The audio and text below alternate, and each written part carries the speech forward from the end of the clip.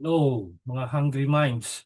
Dahil sa mga nangyayari sa mundo ngayon, gusto kong pag-usapan yung the end of Western hegemony or dominion.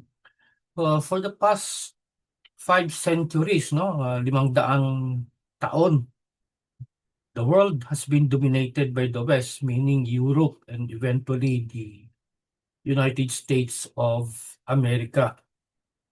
It was a very, very difficult, very cruel, very painful centuries under the white people of the West. Hindi ng white Christian kasi may usapan ko may ideolohiyang nabuo diyan ng Christian white ideology. At hanggang ngayon sila pa rin yung involved dito sa mga giyera ngayon, lalo na yung mga Christian Zionist at siyempre mga Jewish Zionist, no?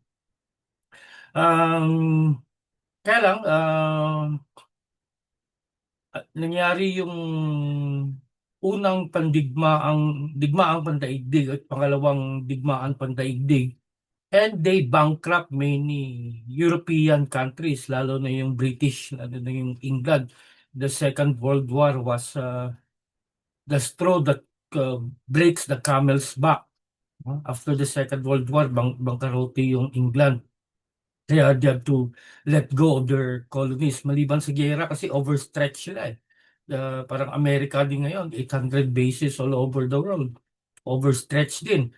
Actually, in every decline of an empire, yun ang pattern overstretch, no? Tulad ng Roman Empire, kung saan-saan sila, tapos bumaba pa yung populasyon nila, kaya doon na simula. So, they let go the colonies. Many colonies were liberated or declared independence, like India, dito siyempre sa Pilipinas. So, although it happened earlier, yung independence from Spain, pero nag-take over naman ang US. Indonesia, independence from the Dutch. Malaysia from the British. Indochina from the French, no? Yun, and many African nations, no, talagang nagkaroon ng independence, although yung control andyan pa rin, yung tinatawag na neo-colonial control andyan pa rin. Pero parang nasayahan nung nag-collapse tong mga European countries, nag-take over ang Amerika kasi after the Second World War, well, the Axis was victorious and America became a world power. Pero ang pagka-world power ng Amerika together with its European allies were short-lived because they were threatened by the emergence of Russia, who eventually developed a nuclear weapon. Doon na nagsimula yung Cold War. It was a very frightening era. No? Nung bata ko, may napapanood ako sa television na sa Amerika, nagdi-drill sila in case of a nuclear attack sa school. Tatago, parang earthquake drill ba? Tatago sila sa ilalim ng mesa, no? May mga nuclear drill sila. No? Sakaling bombahin sila, may mga basement pa sila. Ano ba yung movie? Magandang movie yun eh. Yung kala nila nuclear attack. Yun pala, may bumagsak ng eroplano.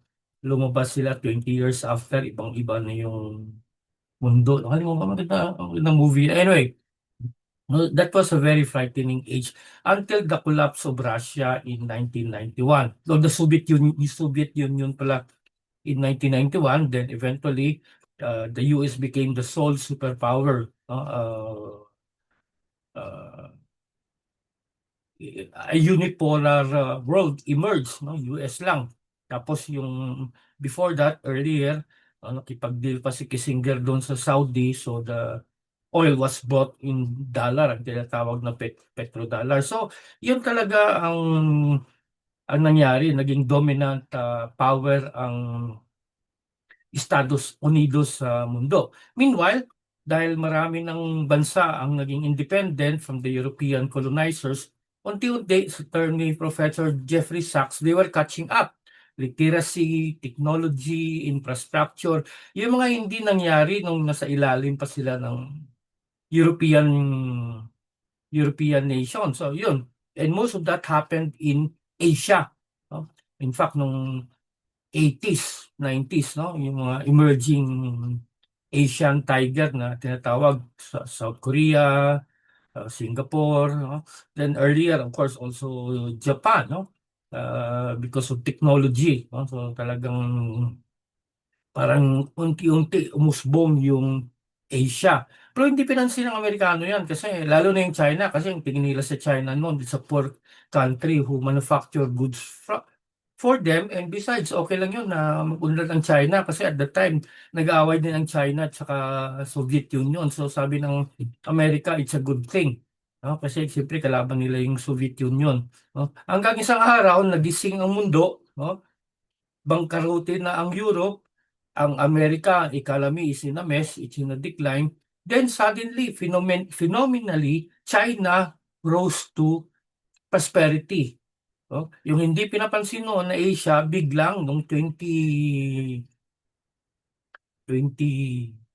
ata, 2010, oh, yung biglang na-realize nila kaya si Obama, yung program niya na pivot to Asia, the Asian pivot. Oh. At gusto nila i-stop ang rise ng China, no? Kasi nagiging threat din. Pero bakit nagiging threat kung may isang bansang umuusbong? Kasi siyempre threat yan sa US hegemony o dominion. Gusto nila sila pa rin ang number one.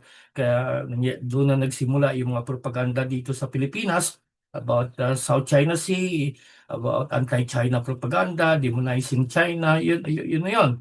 No? Kasi gagawin yung jumping board ang Pilipinas, no? Para sa gera sa China, parang tulad ng ginawa nila ng gera sa Vietnam, no? So, in all of this, sabi ni Jeffrey Sachs, itong unipolar world, itong US hegemony, sabi niya is a delusion. Actually, hindi naman talaga totoo yun, no? In fact, ang unang patunayan yung gera sa Vietnam, late 60s, early 70s, nung natalo yung US doon. They suffered a great humiliation with so many deaths, no?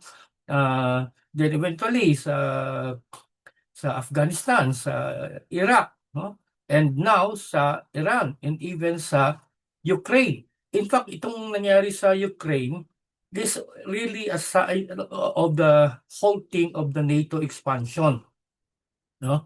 Uh, Decline na ang Europe, tapos US pa yung gumatong doon. Actually, weapons, everything, training provided ng US, pero talo pa rin sila sa Russia. So nagpapakita lang. And ito ngayon ang maaring napakasamang pangyayari, pero ang isang magandang lumabas dito sa gera sa Iran, it proved the limitations of the US power. So, hindi nila kaya. No? Pero gano'n naman US, talo sila dito, next, talo sila dito, next. O ngayon Cuba na naman ang tinitingnan nila, girahin. Pero ang Cuba, alay ng Russia eh. So tingnan natin kung kaya nilang Cuba, kaya lang nila. Ever since naman, kaya lang naman ng US yung mga maliliit na bansa, no? Venezuela, Venezuela pala, ginawa nila, kinidnap nila yung presidente. No? So ganito, this is the emerging world right now. The US or Western hegemony is already on decline. Pero may mga tao pa rin sa Washington who are delusional na gusto pa rin nila yan. Because yun nga na banggit ko kanina, yung Christian Zionist ideology. Kasi yung Western domination, hindi lang talagang financial or economic yun.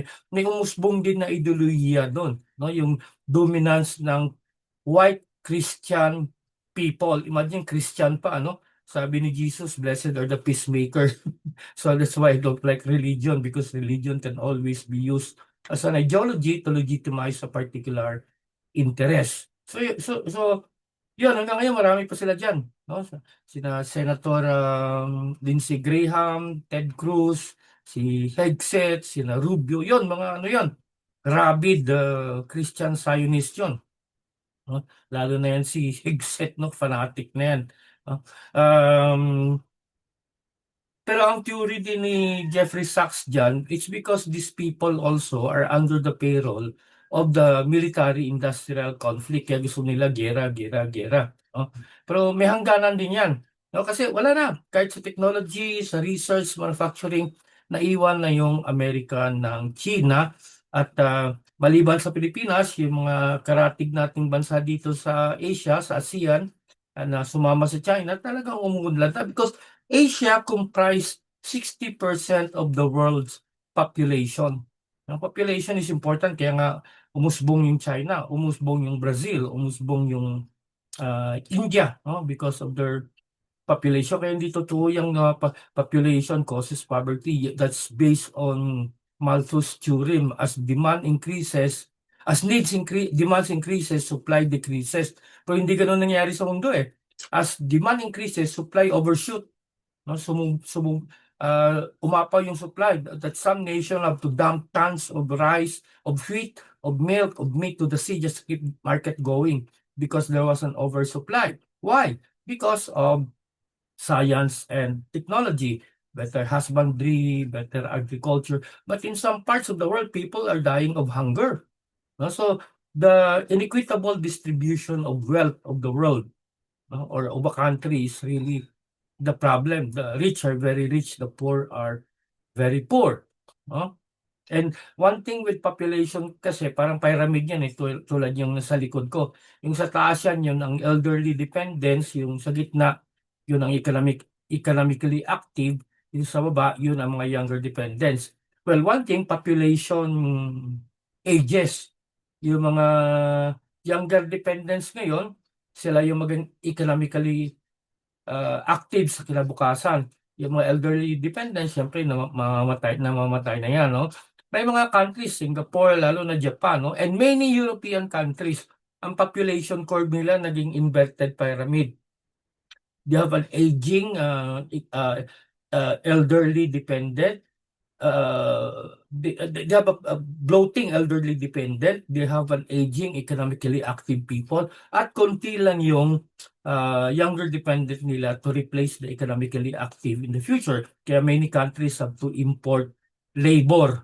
No? Kaya that's why sa Europe, yung xenophobia, fear of foreigners, no? Talagang malakas ngayon dahil sa phenomenon na iyan, no? Na migration, mga foreigners, kahit yung Amerika, threatened na rin sa migration kasi wala na silang population. So that's the emerging world. Ang kinakatakutan ko lang dito, syempre, the Western hegemony or dominion has ended actually. And as I've mentioned many times, a dying empire will bite and scratch just to keep the hegemony or dominion. No?